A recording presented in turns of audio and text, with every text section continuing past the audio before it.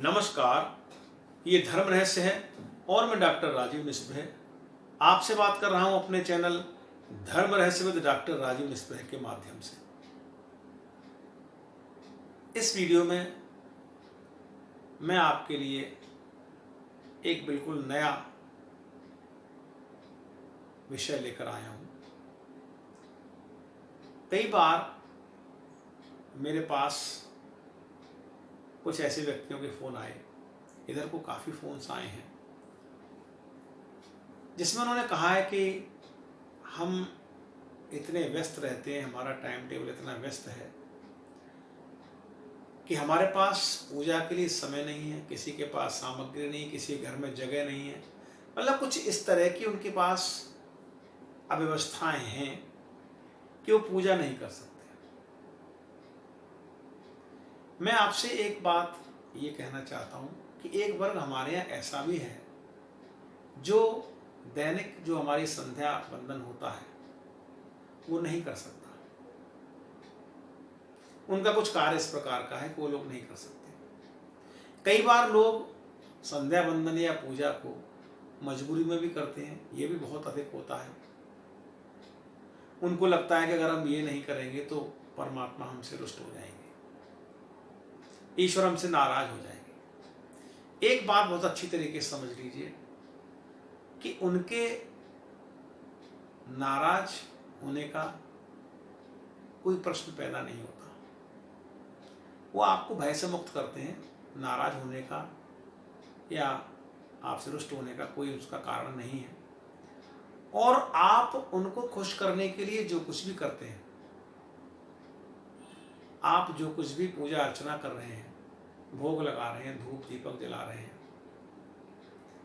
या और भी जो कुछ भी नित्य कर्म कर रहे हैं, अगर उसके पीछे आपकी धारणा ऐसी है कि इससे भगवान खुश हो जाएंगे, तो इस सब से वो खुश नहीं होते। इस सब की उन्हें जरूरत भी नहीं है।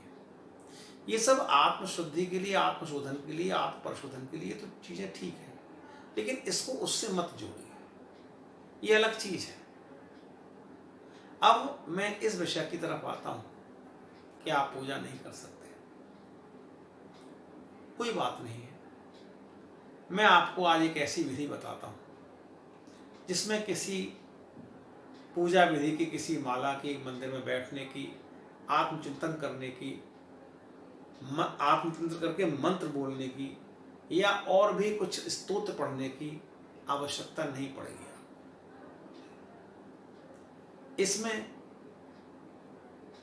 आपको क्या करना है, आप इस बात को बहुत गहराई से समझिए।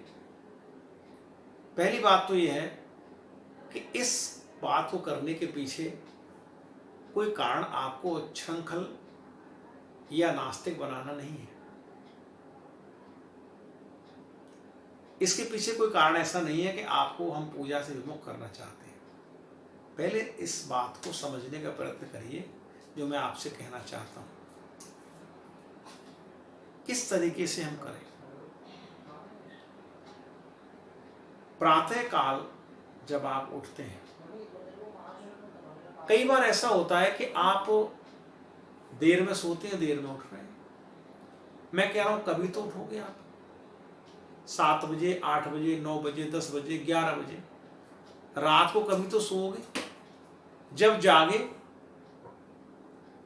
वहीं से प्रातःकालीन संध्या, जब सोए वहीं से सायंकालीन संध्या।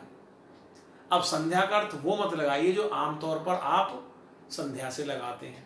अब यहां आपसे मैं दूसरी बात कहने जा रहा हूं, दूसरे चिंतन की बात करने जा रहा हूं। जिस समय आप उठें, चाहे कितने बजे भी उठें, 2 मिनट के लिए वहीं पर लेटे लेटे एक विचार करें कि ये मेरा नवीन जन्म है, नया जन्म है। क्योंकि जो नींद है वो एक मृत्यु के समान, एक छोटी मृत्यु के समान है। आप ऐसी स्थिति की कल्पना करें कि अगर आपकी नींद न खुले तो मृत ही हुए ना, आप मर ही गए ना। यानी नींद खुलने के बाद आपका नया जीवन आ गया। और ये मानिए कि ये आज से मेरा नया जीवन है। जब ये इस बात को मानेंगे कि आज से हमारा नया जीवन है, तो आपको ये भी मानना पड़ेगा कि कल मेरा अतीत कुछ भी नहीं था। जब ये नया जीवन है तो पूर्व जन्म की बात हम अब नहीं सोचेंगे, पिछले जन्म की बात हम नहीं सोचेंगे, ये नया जीवन हो गया। यहाँ से आप प्रारंभ करें, उस बात का सम्यक रूप से विचार करें कि आज के दिन का मैं सदुपयोग किस प्रकार कर सकता हूँ। पूरे दिन का एक टाइम टेबल बना लीजिए और उसमें ये विचार कीजिए कि आज जो जो काम आप करेंगे उस काम से मेरा क्या हित साधन होगा और दूसरे व्यक्तियों का उससे क्या हित साधन होगा। अगर आपके कार्य ऐसे हैं, अगर आपके कर्म ऐसे हैं जिससे आपका जीवन एक आदर्श जीवन नहीं बनता, आपके जीवन को कोई उदाहरण के रूप में प्रस्तुत नहीं कर सकता, तो उन कार्यों को करने का कोई अर्थ नहीं है। अगर वे कार्य सिर्फ यहाँ तक सीमित हैं कि हम दूसरों के हितों को नजरअंदाज करके, दूसरों के हितों को मार करके हम अपने हित साधन करते हैं, तो इस जीवन का कोई महत्व नहीं है। तो पहली बात तो यह है कि उस कार्य से आपका जीवन एक आदर्श जीवन के रूप में बन रहा है कि नहीं बन रहा है। दूसरी बात, उस कार्य से दूसरे व्यक्ति को, समाज को क्या लाभ मिल सकता है, क्या लाभ मिलेगा, ऐसा सम्यक रूप से विचार कीजिए। क्योंकि परमात्मा ने आपको सिर्फ इसलिए नहीं भेजा कि आप लगातार इस जीवन को उसके भजन में ही व्यतीत कर दें। ये एक दृष्टिकोण हो सकता है। कुछ व्यक्ति ऐसे हो सकते हैं जिनके लिए भजन करना अनिवार्यता है, जिनके लिए उसकी अर्चना करना अनिवार्यता है। उनकी आत्मा का संस्कार ऐसा है कि इसके बिना वो रह नहीं सकते। उससे वो कुछ मांगते भी नहीं, उससे वो कुछ कहते भी नहीं, उससे न कोई चाह भी नहीं, ना वो उसकी खुशामद कर रहे हैं और न ही उससे कोई स्वार्थवश बात कर रहे हैं। बस अपने आत्मा का भोजन आत्मा को करा रहे हैं। वो अलग एक वर्ग हो गया, लेकिन हर व्यक्ति उस वर्ग में नहीं आता। तो आपको जो कुछ भी दिन भर का कर्म आपने किया, उस कर्म को आपको परमात्मा को समर्पित करना है। ये कर्म आपका था, ये कार्य आपका था और आपका प्रतिनिधि बनकर मैंने इस कार्य को पूरा किया।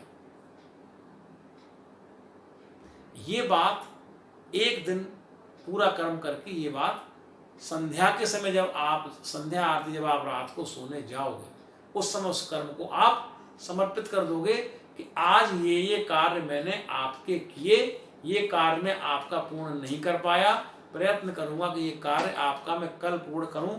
हे प्रभु, ये आपको समर्पित है। इतनी विचारशीलता कभी दिखाई है आपने? आप इस बात के लिए सजग हो सकते हैं कि मैं अच्छी से अच्छी धूप बत्ती जला दूं, अच्छे से अच्छा भोग लगा दूं, अच्छे से अच्छी आरती गा दूं, अच्छे से अच्छा और भी नित्य कर्म कर दूं, तीर्थ यात्रा कर आऊं, दर्शन कराऊं, मंदिरों में चला जाऊं, धार्मिक स्थानों पर जहां भी माथा टेक सकता हूं वहां भी चला जाऊं। लेकिन आप यकीन माने, इससे कुछ भी प्राप्त नहीं होता। ये जो कुछ भी आप कर रहे हैं, इसका आपके आदर्श जीवन से, आपकी भक्ति से, आपकी पूजा से इसका कोई ताल्लुक है ही नहीं। तो अगर आप पूजा नहीं करते, ये कर्म कीजिए। प्रातः काल जब नया जीवन प्रारंभ हुआ, तब से क्या क्या कर्म करने हैं वो परमात्मा से तय करिए कि आज मुझे ये कर्म करने हैं। तो उन्होंने आपको अपने कार्यों को पूरा करने के लिए भेजा है। आप ये यकीन जाने कि ये जो जीवन है, इससे बहुमूल्य कुछ भी नहीं।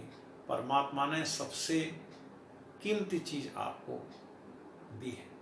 आप किसी भी जीव जंतु को देख लीजिए, आप किसी भी प्राणी को देख लीजिए, विकास की अंतिम कड़ी हैं आप। जीवन विकास की अंतिम कड़ी है आप, ये ध्यान रखिए। विकास के मामले में सब आपसे पीछे हैं। तो परमात्मा की इस बहुमूल्य कृति को आप यूं नष्ट मत करिए कि सिर्फ एक स्वार्थ भरा जीवन आप जी रहे हैं, जिसमें ना आपका हित है न दूसरे का हित है। जिस चीज़ को आप अपना हित समझ रहे हैं अंततः वो आपका अहित ही है, उससे आपको कष्ट ही प्राप्त होने वाला है। क्योंकि अगर धन के अंदर अगर सुख होता तो जितने धनी लोग हैं वो सब सुखी होने चाहिए थे। पद में अगर सुख होता तो जितने बड़े बड़े पदों पर बैठे वो सुखी होने चाहिए थे। यश में अगर सुख होता तो जो एक से एक यशस्वी लोग आपके सामने हैं और आपसे पहले भी हुए और चले गए, उनको भी सुखी जीवन में होना चाहिए, लेकिन वो सब नहीं है। तो किसी न किसी प्रकार से उनके जीवन में, इसलिए आप ये माने कि ये सब चीज़ भी आपको वो चीज़ प्रदान नहीं कर सकती जिसे आप परमात्मा की भक्ति कहते हैं। अर्जुन एक धनुर्धर था, उसका कर्म सिर्फ धनुष बाण चलाना, कर्म करना, क्षत्रिय धर्म का निर्वाह करना। जब वो क्षत्रिय धर्म से विमुख हुआ तो भगवान श्री कृष्ण ने कहा कि ये मत करो, तुम ना तो मुझे प्राप्त होगे और इस संसार में तुम्हें अपयशी मिलेगा। तो परमात्मा को प्राप्त करने का एक दूसरा साधन ये भी है कि आप जो भी कर्म करें ये मान के करें कि हम उसके काम को हम पूरा कर रहे हैं, और उसका कोई भी काम ऐसा नहीं हो सकता कि वो दूसरों के स्वार्थों को, दूसरों के हितों को न साधे, सिर्फ आपके हित को साधे। ऐसा कुछ नहीं, ये तो आपने बना रखा है कि हम ऐसा करेंगे, हम ऐसा करेंगे, हम ऐसा करेंगे। तो कर्म कीजिए, जीवन को नवीन रूप में स्वीकार कीजिए। सुबह कर्म करते हुए एक दिन का पूरा टाइम टेबल तैयार करिए।